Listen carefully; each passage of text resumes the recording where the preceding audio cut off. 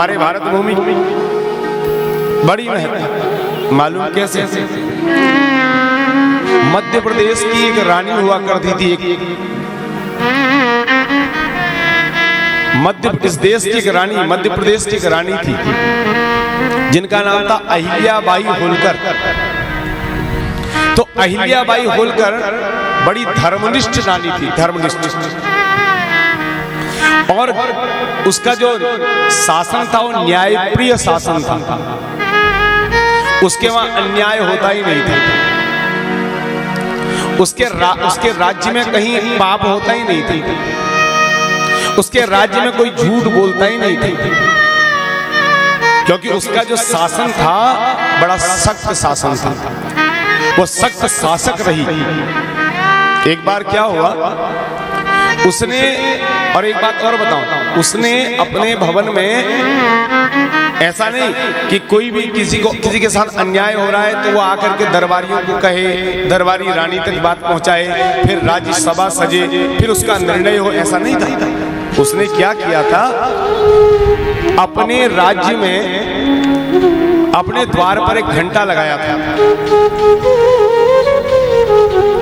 और जिस किसी के साथ अन्याय होता वो द्वार पर आकर के उस घंटे को बजा देता, और वह घंटे की जो बेल थी, वो जो घंटा अंदर लगा था वो रानी के महल में लगा था।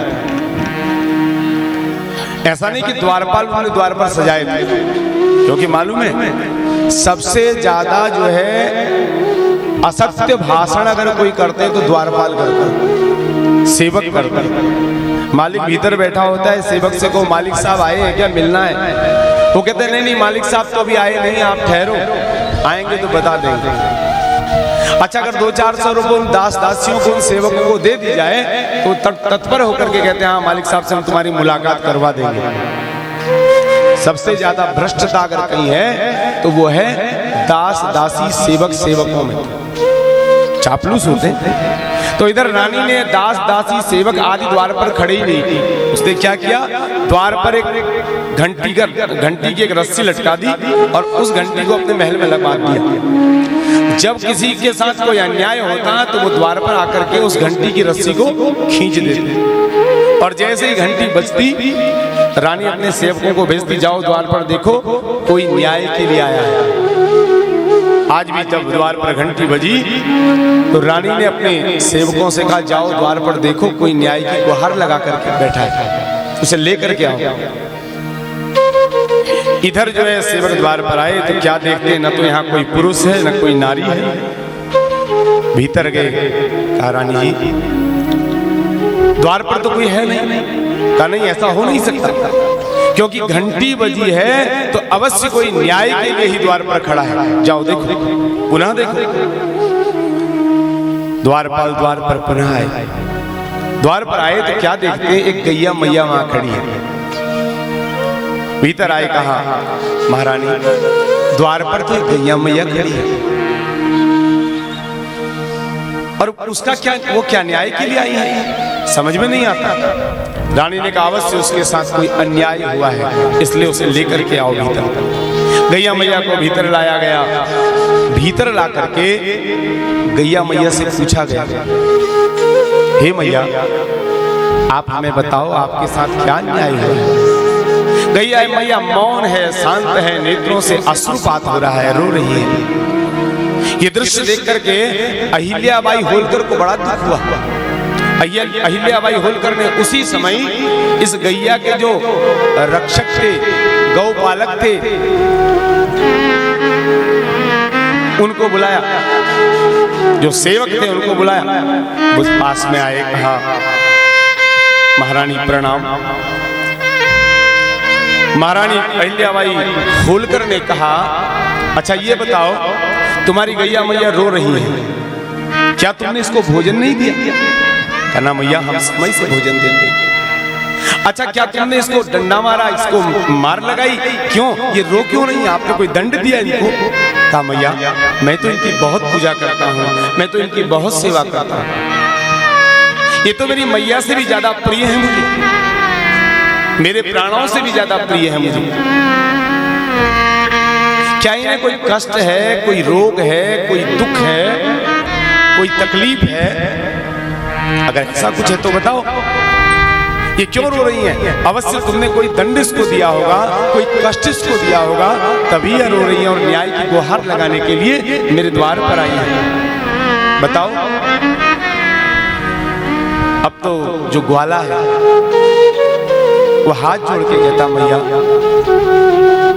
अब आप सुनना ही चाहती हैं, मैं बताना तो नहीं चाहता था, क्योंकि जिसने इसे कष्ट दिया है वो बहुत शक्तिशाली आदमी है, बड़े पद प्रतिष्ठा में है, उसका कुछ नहीं हो सकता।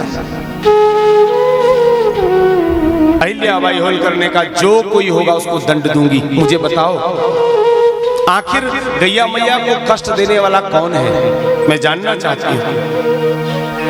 ग्वाले ने कहा, मैया अगर हम उसका नाम बतलाएंगे तो हमें फांसी पर लटका दिया जाएगा, हमारा मस्तक कलम कर दिया जाएगा, मैया हमें क्षमा कर दो। अहिल्याबाई होलकर ने कहा, नहीं, आज तुम्हें बताना पड़ेगा। जिस किसी ने मैया के साथ अपराध किया है, जिस किसी ने मैया का अपराध किया है, जिस किसी ने गैया मैया को कष्ट दिया है, उसको हम अवश्य दंड देंगे। नाम बताओ। हम तुम्हें वचन देते हैं, तुम्हारा अमंगल नहीं होगा, तुम्हें किसी प्रकार का कष्ट नहीं होगा। हम यहाँ की महारानी हैं, हमारे होते हुए तुम्हें कौन सूली पर चढ़ा सकता है? हम तुम्हें वचन देते हैं, बताओ, नाम बताओ। घबराते हुए, कांपते हुए, वाणी कांप रही है इस ग्वाले की, कांपते हुए कहता है, मैया आप सुनना चाहती हो? हे मैया, इस गैया मैया का अपराध आपके इकलौते पुत्र मालोजी महाराज ने किया है। मैया का सर्वांग अंग कांपने लगा। मेरा पुत्र अपराध करके आया, हुआ क्या? मुझे सारा समाचार विस्तार से बतलाओ। कहा, मैया आज मैं गौचारण करने जा रहा था, ये प्रातः काल की कथा है, प्रातः काल की लीला है। जब मैं गौचारण करने जा रहा था तो मार्ग में गैया मैया ने एक सुंदर बालक को जन्म दिया, और जैसे ही बालक को जन्म दिया उसी समय उस मार्ग से मालोजी महाराज अपने रथ से जा रहे थे। मालोजी महाराज देखते हुए भी अभिमान में चूर थे कि बालक मार्ग पर गैया मैया ने बालक को जन्म दिया है।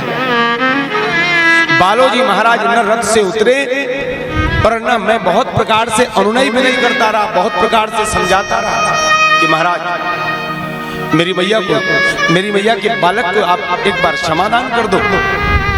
लेकिन उन्होंने मेरी एक बात न सुनी और उस रथ को कई बार मेरे इस गैया मैया के बालक के ऊपर चढ़ा दिया, और इनका बालक, वह अबोध बालक जिसका अभी जन्म हुआ, वह मृतशैया में चला गया, वो मर गया मैया। और उसी के रोष में, उसी के दुख में आज गैया मैया रो रही है।